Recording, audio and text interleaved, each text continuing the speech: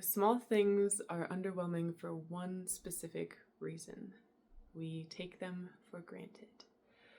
I would like to do something with you. So if you would, go to your kitchen. Take me with you. Take me with you. Go to your kitchen. Are you there? Like pitter, patter, pitter, patter, patter. Okay, once you're there, go open up your cabinet that has all of your cups, mugs, glasses, whatever you may have as a drinking vessel. No. Okay, whoa. We're going to slow down. Close the cabinet. We're going to start over, okay? You're in the kitchen. Ooh, deep breath. Notice the color of your cabinet door. Is it dirty? Is it clean? Reach out to grab where you grab to open the door. Where is that? Have you ever really thought about that? Sorry, my cat's doing something kind of goofy. I keep looking at her. Okay, now gently grab the corner or wherever you grab to open the cabinet and slowly open it up. Okay. With intention, which glass, cup, or mug grabs your eye first? Take a big deep breath. Where does this memory of this mug, glass, or cup take you? Is it your favorite mug? Where did you get it? What do you like about it? It could be as simple as that. Let me show you my favorite glass that I have. This is a little tea set, and it's so sparkly on the gold, and the plate is the same. I don't have any special story for why this is my favorite, but there's just something so nice about it. It's really bright, it's refreshing, it feels like fun to hold, and it fits my finger really nicely. I like that the platter keeps any splashes away. I also have little cookies sometimes I'll put with my tea. What about your glass do you like?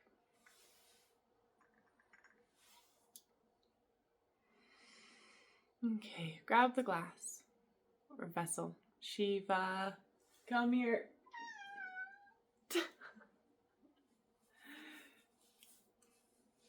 Grab the glass or vessel and hold it. Take a big deep breath. Connect with it, as silly as this may feel or sound.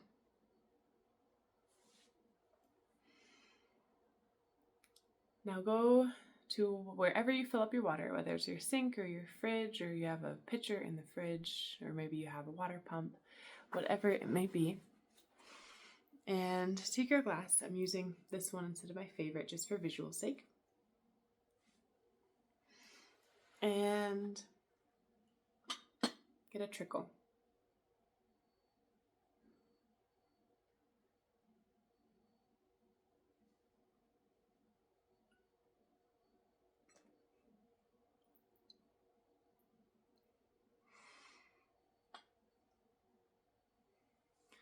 What do you notice here?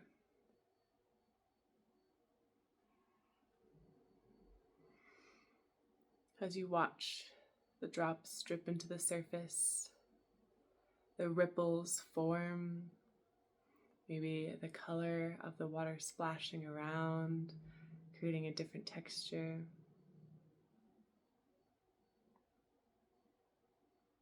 I look kind of goofy in the reflection of the glass. Just take some time and observe the way the water moves.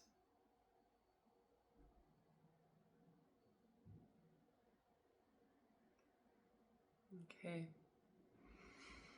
Now, fill it up a little faster. Watch the stream, the colors bounce off of it. Maybe you're using the tap water And so the water is just starting to break a little bit. It's no longer holding together and creating one fluid motion. How is it hitting the surface of the water in the vessel?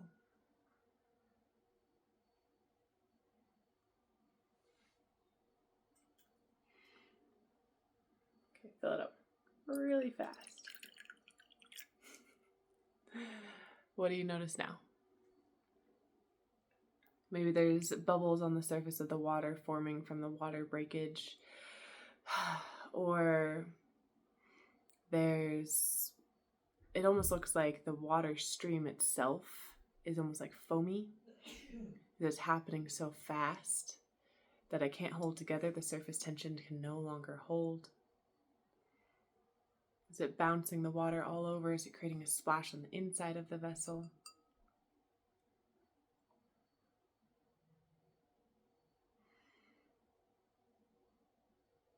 Think about these things.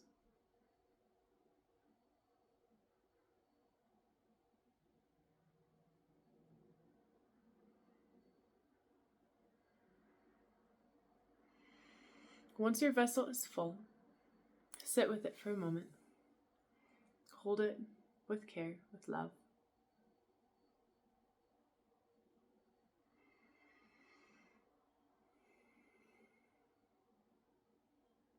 It's your favorite cup, some fresh water, or as fresh as you can get.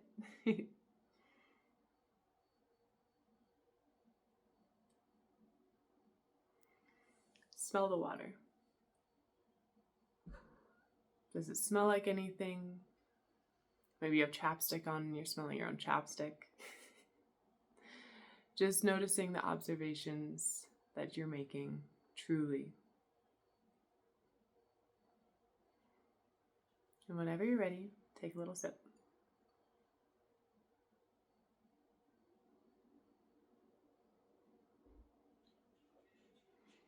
Hold it in your mouth for a moment. Observe the texture, the flavor. Something I just noticed on mine is the condensation of the heat from my breath filled the edge of the glass. And as soon as the water made contact with it, it dissipated again. The heat from my fingers is also creating some condensation. The water is very cold.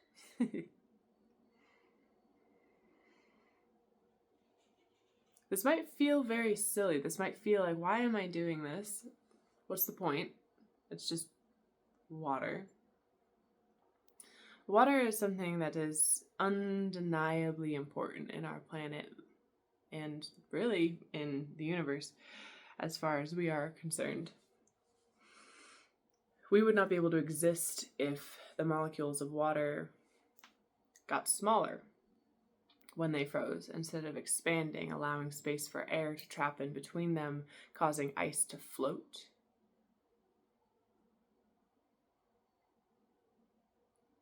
What if it didn't turn into a delicate gas, floating through the air, causing humidity, allowing us to breathe in and hydrate and moisturize our lungs?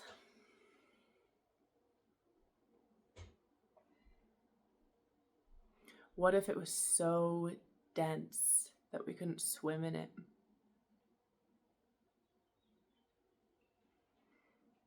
And so dense that it wouldn't go in the ground.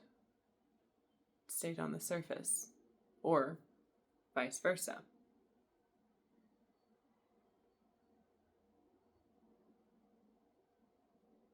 What if it went bad? All on its own.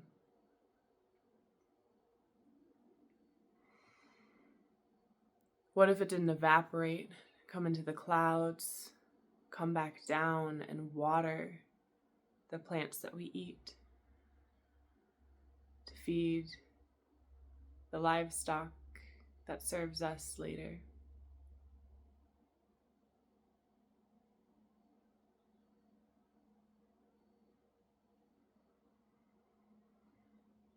What if it didn't freeze and create snow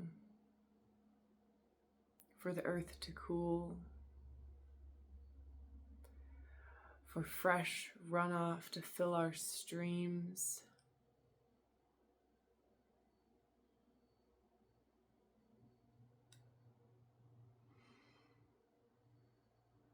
Water might seem like a very small and insignificant thing in this place of luxury, but day zero is hitting many places around the world right now where water is undeniably important.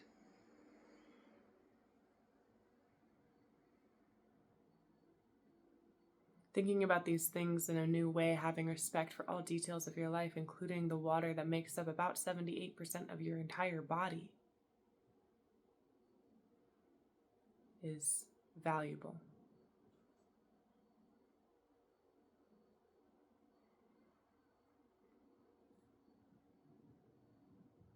This may feel silly, but in essence, it is the appreciation of all things that you interact with, every choice that you make.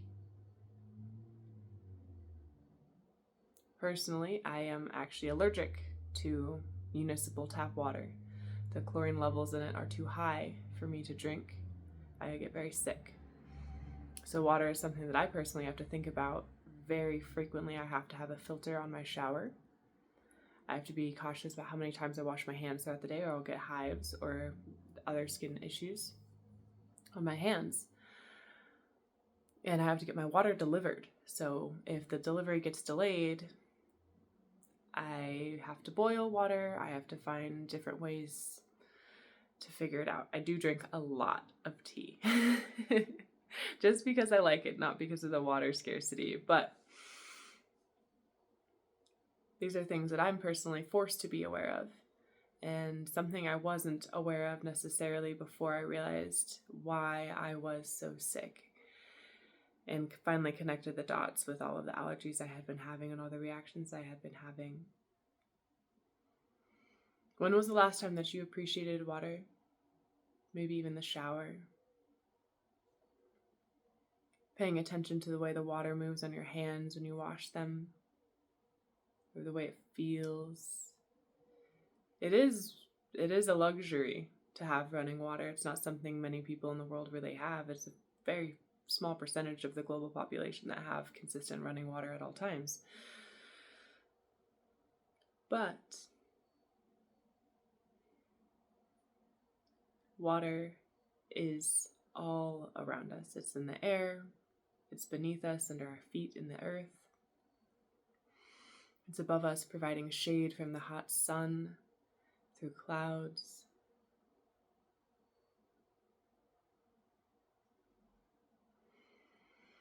I encourage you to practice this level of mindfulness throughout your day, whenever you're watching this. Just be mindful of maybe each step you take. If you notice any bugs you've never noticed before, or maybe a plant growing in the crack in the sidewalk, or a new sign that went up, or you recognize the neighbor's dog, maybe try to greet the dog if that's allowed. I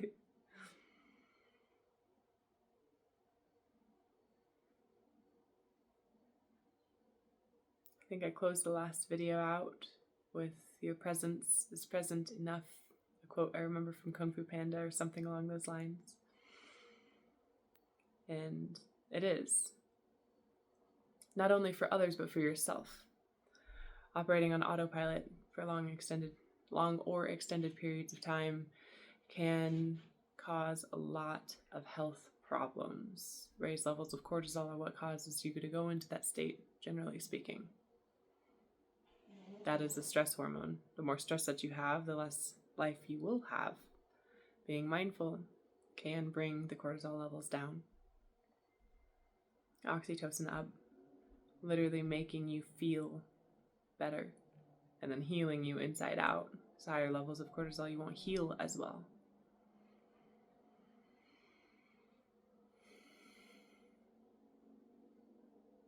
You are worth every second, and everything around you is as well. So that's all I got for you. All of this is inspired from my workbook, A TengDios. There's a whole meditation around this for about a week. of this level of mindfulness, different prompts and activities. If you're interested in that, definitely go check out the caption below to figure out how to get your own copy. And yeah, all right, live spicy. I'll see you on the other side. TengDios.